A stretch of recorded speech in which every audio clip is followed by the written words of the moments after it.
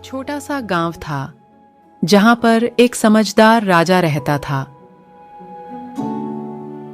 और उसके 3 बेटे थे, रवि, समीर और किशन। तीनों बच्चे आपस में बहुत झगड़ते थे। राजा उनसे बहुत परेशान हो गया था।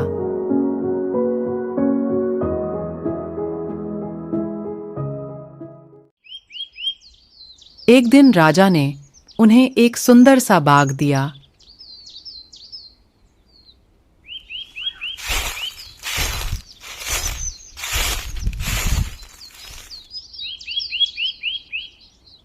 और कहा, इस बाग की देखभाल तुम तीनों को करनी है। मैं कुछ दिनों के लिए राज्य से बाहर जा रहा हूँ। तुम तीनों को कुछ भी जरूरी हो तो लखनदास से पूछ लेना। इतना कह के राजा वहां से चला जाता है। तीनों मिलकर बाग की देखभाल करने लगते हैं।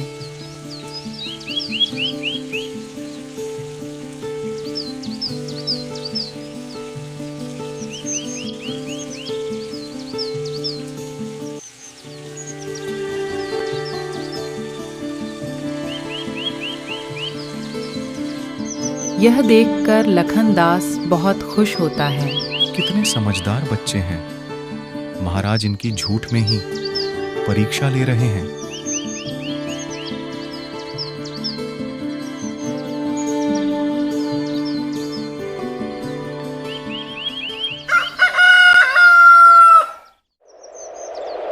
कुछ समय बाद उनका मन भर जाता है और वह बाग की देखभाल करना छोड़ देते हैं। कुछ दिनों बाद बाग में लगे सारे पेड़ पौधे सूख जाते हैं। यह देख तीनों लड़के बहुत परेशान हो जाते हैं। उन्हें कुछ समझ नहीं आता। अरे ये क्या हो गया? अचानक से ये कैसे हो गया? अब हम पिताजी को क्या जवाब देंगे? पिताजी ने कहा था कि कोई भी परेशानी हो तो लखनदास से पूछ लेना। चलो हम लखनदास के पास चलते हैं। तीनों लड़के मंत्री लखनदास के पास जाते हैं और सारी बात लखनदास को बताते हैं। यह तो बहुत गंभीर बात है। इससे महाराज तो बहुत गुस्सा होंगे। लेकिन तुम सब चिंता मत करो। इसको सही करने के लिए एक रास्ता है, लेकिन यह बहुत कठिन है। पता नहीं तुम सब कर पाओगे भी या नहीं। हम सब तैयार हैं। कितनी भी कठिनाई हो हम सबसे लड़ेंगे, नहीं तो हम पिताजी को क्या मुंह दिखाएंगे। कितने समझदार बच्चे हैं। तो ठीक है, तुम लोगों को पहाड़ी के पीछे वाले घने जंगल को पार करके जाना होगा। जंगल के बीचों बीच में एक बहुत बड़ा सा पेड़ होगा। सब कहते हैं कि उस पेड़ के नीचे की मिट्टी पवित्र है।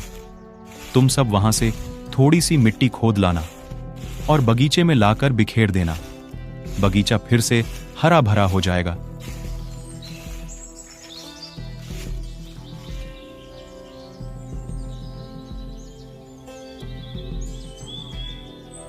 भाई बहुत थक गया हूँ यार। तुम सब भी थक गए होगे। चलो थोड़ा सा आराम कर लेते हैं। हाँ तुम सही कह रहे हो। चलो थोड़ा सा आराम कर लेते हैं, तब उस पवित्र मिट्टी को ढूंढेंगे।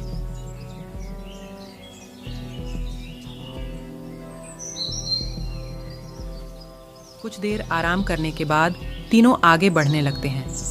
तभी देखते हैं कि उनकी तरफ एक बड़ा सा पत्थर लुढ़कता हुआ आ रहा है।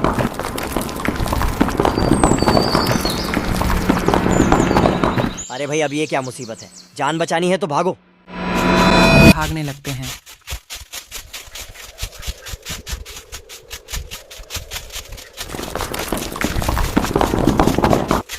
भागते भागते एक गुफा में छिप जाते हैं, लेकिन पत्थर लुढ़कता हुआ आके गुफा के द्वार को बंद कर देता है और तीनों लड़के गुफा के अंदर फंस जाते हैं।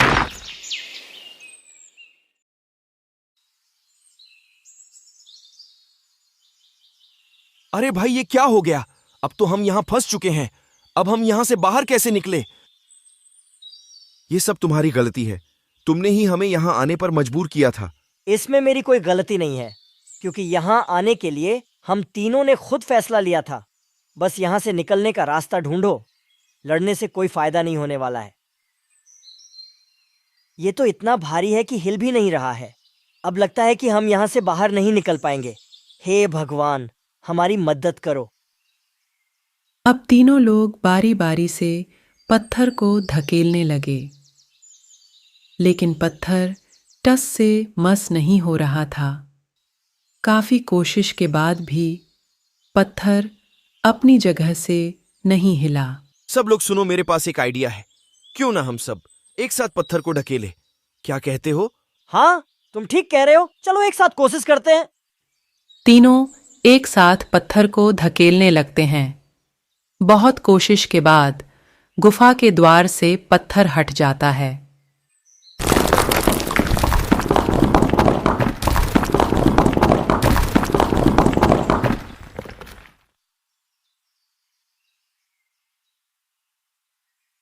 देखा, मेरी तरकीब काम कर गई।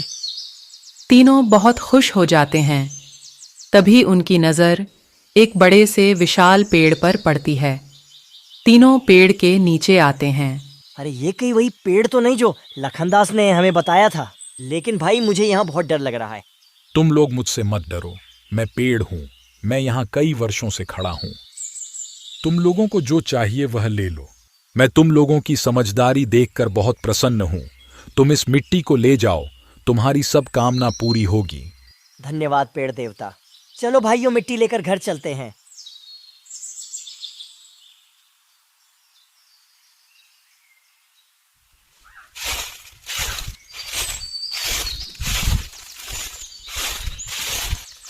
तीनों मिट्टी लेकर वहां से वापस लौट आते हैं और पूरे बागीचे में मिट्टी को बिखेर देते हैं।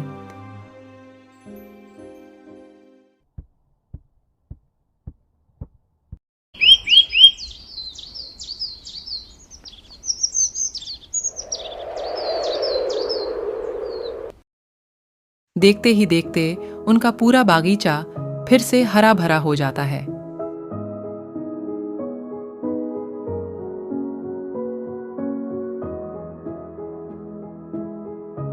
तभी वहां मंत्री के साथ राजा आ जाता है। राजा बगीचे को देखता है तो बगीचा पहले से कई गुना ज्यादा सुंदर हो गया था। यह सब देखकर राजा बहुत खुश होता है।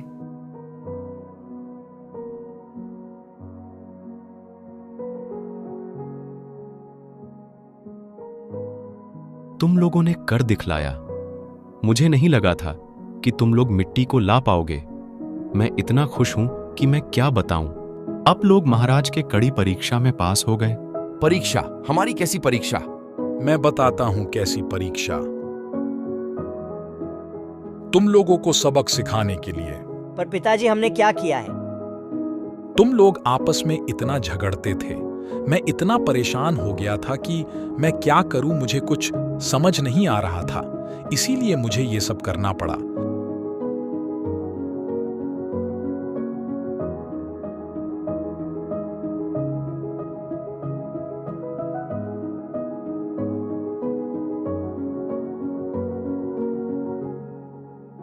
मुझे माफ कर देना, लेकिन मुझे यकीन है कि तुम सब अब से मिलकर रहोगे। और मुझे क्या चाहिए? पिताजी, हम वादा करते हैं अब से हम कभी नहीं झगड़ेंगे और हाँ, कभी हम नहीं झगड़ेंगे। झगड़ेंगे। अब तीनों मिलजुल कर रहने लगे। राजा ने उन चारों को अपने उत्तम राजकुमार घोषित किया। सच्ची और एकता ने उन्हें जीत हासिल दिलाई और वे हमेशा अच्छे दोस्त बनकर रहे।